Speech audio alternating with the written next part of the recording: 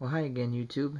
It's getting warm up here in Alaska, finally, so I'm starting to think about getting this weed whacker motor back out in the water.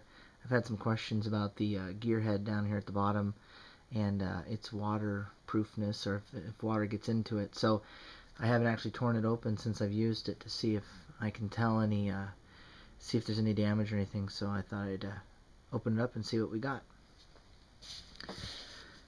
So these bolts come off here. This one actually goes into the shaft tube housing, and then I've loosened this nut as well, this bolt, so it just slips off. Here you can see the male end of the drive shaft, and then inside there's a female receiver, and there's some marine grease that I've rubbed in the tube. So the gear head comes apart by jamming something in this slot here, and so what I do is I take this bolt, stick it in like this, and it actually is counterintuitive. It unwinds the opposite direction. It's left hand instead of right hand.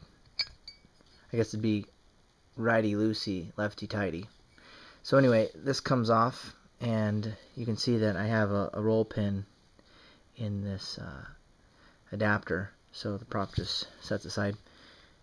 And then this plate also comes off, and it has some star grooves that mesh up with this side of the gear head. And you'll see in here that there's a bearing, sealed bearing, and there's actually a C-clip that holds it in.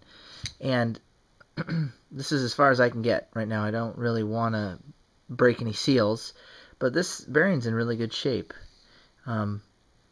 There's no sign of grinding. It doesn't feel like the ball bearing's corroded or anything like that.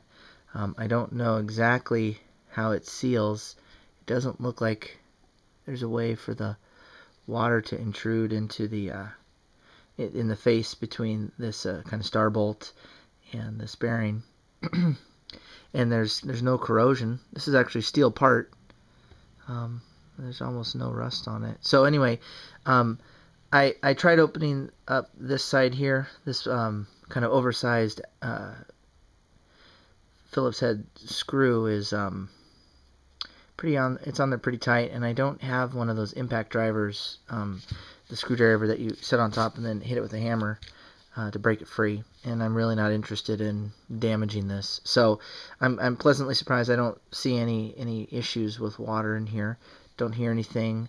I'll have to open it up after I take another run and see if a major amount of water pours out, but you know, there's no sign of water damage here, and there's no corrosion on the end of the shaft down here, and everything looks like it's pretty sound. So I hope that answers your question on how these resist water.